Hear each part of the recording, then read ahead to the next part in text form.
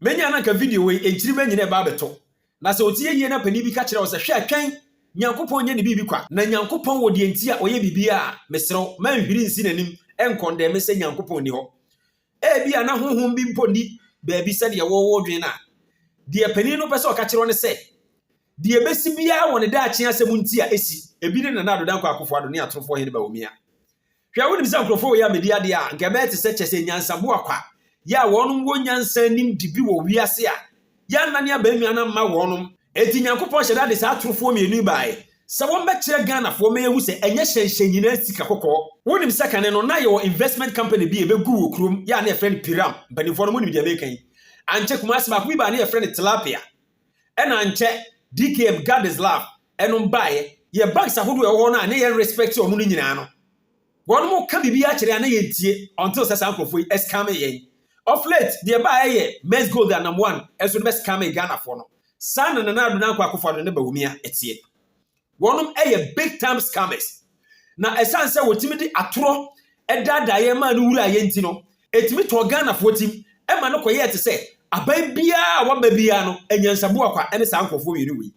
Eno ne nam so aye to ye color TV ene yakoto black and white Ghana for yensa egu yeti. E wo ka se sa ankofo yiri wi. Anyone communicators etimi shisha atora ma ne koye te se jama yen papa John Dramani Mahama fesika bi e de akoyen confirm e na ye ko bi san confirm wo se confirm ne tu ko bokina ni nyina na ya atoro o ka se papa we wakwa akosi efie e Dubai ya efie a wasisi o Dubai na ejapade a waye chese wakikiri kurokura o Dubai won mo ka saba out wo se aban ne mpanimfo emfa no nkokire ba bi asa ejapade no wo na se oni wo fo se o de Ghana man sika na akwa esa ye fa ni nyina mbranim na mbrane ni ndi Nenso bepem de yente hwe atoro na wonum guso. Say Office of the Special Prosecutor aba beka say sa Airbus nsema yesi John Dramani Mahama ya na oye government official one ye no krese ono ne government official one waje bribe wo mu no enye no kre. Da bi o we bia na woni special prosecutor na ye kana se no twa na menkyere wade. Special prosecutor no eye de edi kan yewura MartinAmidu a na Addo Dankwa Akufo-Addo ene Bawumia yi no se won hwehwe amanfo nsemu fa obi a wabo oman kro no anaso onam kwamboni bi so edi oman sika na yewura MartinAmidu etena office no e no hwe no hu se papa na wose menchi akromfo no ono ne akromfo tachi omo anyina pani ya ono mpo na etiti akromfo kese enti wono achi no se menchi na minim kromfo kra mekwa akwache no enti yewura MartinAmidu e kan repay se na Addo Dankwa Akufo-Addo any the mother serpent of all corruption asichire nyina ne se akromfo mu atwatwa wuro mu bonsam sasire ku no wono ne Addo Dankwa Akufo-Addo a wono no proye ne ketahye adon na obaisa oba bekum asai Ghana fo na wode ya nebusu yi enti papa yi ade nadwuma ya den eto ho ena yate office foforo na office no so ayate no won mo hwe sade na Addo Dankwa Akufo-Addo ene ne katerema hene Bawumia ne NPP mpanifo bi no ma wo pe Ghana fo abu ya fa so ede nsem wurawura no na wo hwe de wo a Ghana ma ye ne esi abre na sa asem no wampemu nokre ama na machi evidence abrofo no wona ebe ya asem anuti na wo se Office of the Special Prosecutor no ebeka mu nokre ema Ghana fo nyina hu ne se asema ye ne to John Mahama so efa Airbus scandal ho ahwan yo eye agiatora nokre bi anim se woje bibiti sa damude se de na etimiti adamude no ente sa se MPP sa toro ene nada ene nsema ye ntwa nto nipa so ma no mfa atwamo mamenka asem kirew se wo ye sitting president na wo pese obi a wode na gina eweni a eye wonyuma ho ene ye hwe de ye akamfo. Messi to whom much is given, much is expected. And yes, and now the 1 year view. Now, yes, say, over to Yaka 120 billion. What the Yako 740 something billion, a Yako 800 billion. Oh, difference no. What the tax, a baby, a what's Ghana come yaso. What the Yako IMF? Yes, it says, can you able to talk at the mount? Mona Munim Yansa, Mosamo, more baby boy. Amateur say, or may you want to ye. Over to $1. Obi the free, 1 city, I could do 3 cities, 70 pesos. You find the flat 4 cities. Meaning, some of the 3 cities never come on. What do you do 16 cities? Your sister people 18 Ghana cities. Ghana. And you are telling me, say, wona wama economy na crashing na ya memu onye.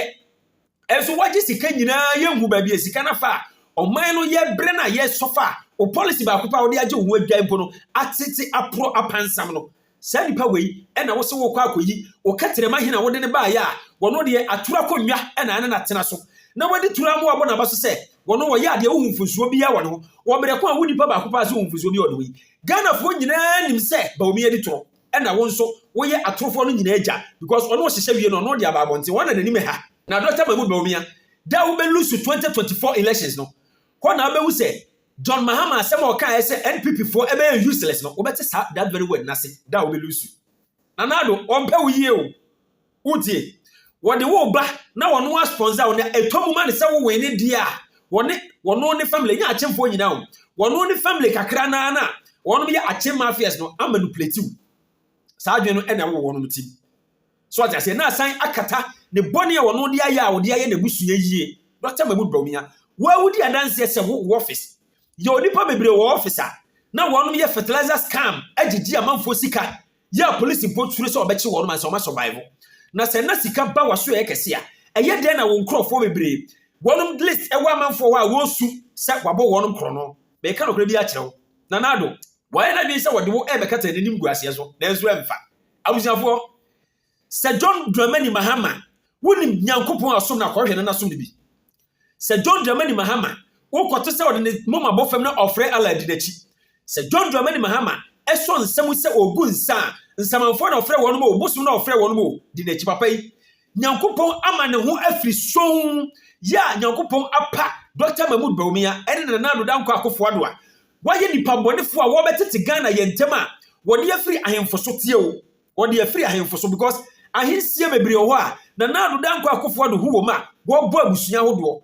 ansa na enam so wotim ne ohini bi ye call ene ohini no kasa ebo na ba so se waye obi a wonim history enso no ohini no eka history ese oman no de etoso bi na Addo Dankwa Akufo-Addo kuro yayi ene osagefo Dr. Kwame Nkrumah ya president from Tetinyina no oba be say di din ma nchirima chese de yati nyina no oba be rubbish no na ono de apre ni monyam na ni monyam so ye mpre oyenya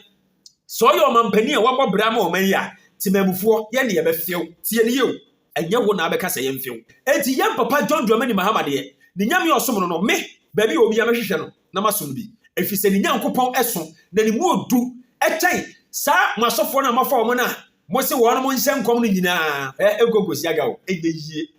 ba wo se makɔgi skenti mo daada ma no ade ne edane enna ne hu dabi o u take ni light se me na ba kefa meji mani ma me kasa ma John Dramani Mahama na asofo amose mo kasa ma Dr. Mahamudu Bawumia mu bie no awo para me I'm saying this on authority me baby a me kasa free makomam me ji adamude me hu no ma na ha wo na ban no ye bo na chia bepim sabre na meji manim se me meye me ho coward enye gentle emma ye ntuatua blogger sika emma ye twamfutu ngu nkrofo ani bia me yekoto ma NPP no what dem come say you've lost ma yira dada sha munni madura de yekan sofo bia ni ho a wota Dr. Mahamudu Bawumia na Addo achi eneya ye ka sofo a woka ho wo ye sofo na ata na achi na niema bone o mu ye woka ho bidi a me ka kire wo ye sofo fi wo ni hwe nyankopɔ bia mfre wo nyankopɔ na wo soro no o ti di party nka na wode na Addo ne Bawumia bae said ye be ya bedru brebi ye nkobo ne somwo nka se nyankopɔ wa anya ade na o se mo hwa ade sa nyankopɔ na wa ma ye hu sa awudifo yi e na wo sofo bu si nyankopɔ afa so akasa udi agro wo de o ma bre oska agibidi na keka nsem di wo machi ba me ka no kra kire in spiritual realm any bia John Dramani Mahama is the president for Ghana in 2025. OSP has no evidentiary basis upon which to conclude that Samuel Adam Foster, also known as Samuel Adam Mahama, Philip Sean Middlemis, and Leanne Sarah Davis acted as conduits of bribery between the employees of Airbus and former President John Dramani Mahama or any other public official. Also, the OSP found no evidentiary basis that suggests that Samuel Adam Foster, also known as Samuel Adam Mahama, Philip Sean Middlemis, and Leanne Sarah Davis received payments from Airbus with the intention of bribing former President John Dramani Mahama or any other public official. Further, the OSP found no evidentiary basis that suggests that former President John Dramani Mahama or any other public official was paid bribes by Samuel Adam Foster, also known as Samuel Adam Mahama, Philip Sean Middlemis, and Leanne Sarah Davis in respect of the purchase by the government of Ghana of military transport aircraft from Airbus. Then again, the OSP found no evidentiary basis that suggests that former President John Dramani Mahama or any other public official was induced to improperly favor or did improperly favor Airbus in respect of the purchase by the government of Ghana of military transport aircraft from Airbus.